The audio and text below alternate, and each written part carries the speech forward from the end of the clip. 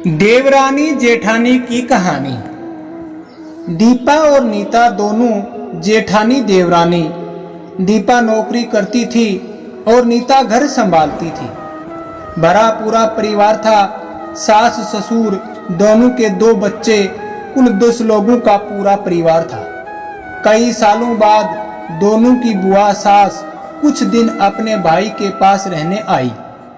सुबह उठते ही बुआजी ने देखा दीपा जल्दी जल्दी अपने काम निपटा रही थी। नीता ने सबका नाश्ता टिफिन बनाया, जिसे दीपा ने सबको परोसा। टिफिन पैक किया और चली गई ऑफिस। नीता ने फिर दोपहर का खाना बनाया और बैठ गई थोड़ा सास और बुआ सास के पास। बुआजी से रहा नहीं गया, बोली, छोटी बहू तेरी जेठानी तो अच्छा हुक्म चलाती है तुझ पर। सुबह से देख रही हूँ रसोई घर में तू लगी है और वो महारानी दिखावा करने के लिए सबको नाश्ता परोस रही थी, जैसे उसी ने बनाया हो। नीता और सास ने एक दूसरे को देखा। नीता बोली, नहीं ऐसी कोई बात नहीं है बुआजी। बुआजी बोली, तू बोली है पर मैं सब समझती हूँ। नीता से अब रहा नहीं गया और बोली, बुआजी आपको दीपा दीदी का बाकी सबको नाश्ता परोसना दिखा, शायद ये नहीं दिखा कि उन्होंने मुझे भी सबके साथ नाश्ता करवाया। मुझे डांटकर पहले चाय पिलाई, नाश्ता करवाया, नहीं तो सबको खिलाकर और टिफिन पैक करने में मेरा नाश्ता तो ठंडा हो चुका रहता, या मैं खाती ही नहीं। दीदी सुबह उठकर मंदिर की सफाई करके फूल सजा कर रखती हैं, तो मम्मी जी को पूजा करने में अच्छा लगता है।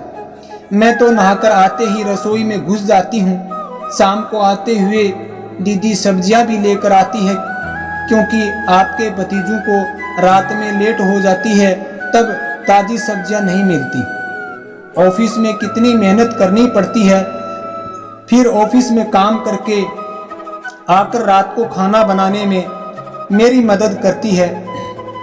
वो मेरी जेठानी नहीं, मेरी बड़ी बहन है। मैं नहीं समझूंगी तो कौन समझेगा। बुआजी चुप हो गई।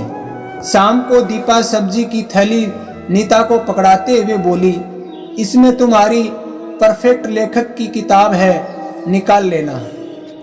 नीता खुश हो गई और बोली, थैंक्स दीदी। नीता सब्जी की थैली किचन में रखी और किताब रखने अपने कमरे में चली गई। बुआजी ने दीपा को आवाज दी, बड़ी बहू यहाँ आना। दीपा बोली, जी बुआजी। बुआजी बोली, तुम इतनी मेहनत करके कमाती हो और ऐसे फालतू किताबों में पैसे व्यर्थ करती हो, वो भी अपनी देवरानी के लिए।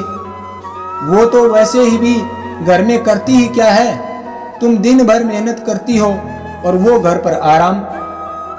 दीपा मुस्कुराई और बोली, आराम? नीता को तो जबरदस्ती आराम करवाना पड़ता है। सुबह से बेचारी लगी रहती है। किचन में सबकी अलग अलग पसंद, 4 बच्चों का टिफिन सब बनाती है, वो भी प्यार से। सुबह की चाय पीने का भी सूद नहीं रहता उसे। दोपहर को जब बच्चे आते हैं फिर उनका खाना, उनकी पढ़ाई सब वही देखती है। वो है इसलिए मुझे ऑफिस में बच्चों की चिंता नहीं रहती।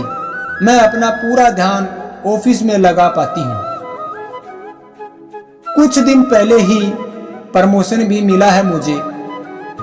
मम्मी पापा की दवाई कब खत्म हुई, कब लानी है, उसे पता होता है। रिश्तेदारों के यहाँ कब फंक्शन है, क्या देना है, सब ध्यान रहता है उसे। घर संभालना कोई छोटी बात नहीं है। मेहमानों की आओ भगत बिना किसी शिकायत के करती हैं। उसे बस पढ़ने का शौक है। फिर मैं अपनी छोटी बहन की छोटी सी इच्छा पूरी नहीं करूंगी तो कौन करेगा।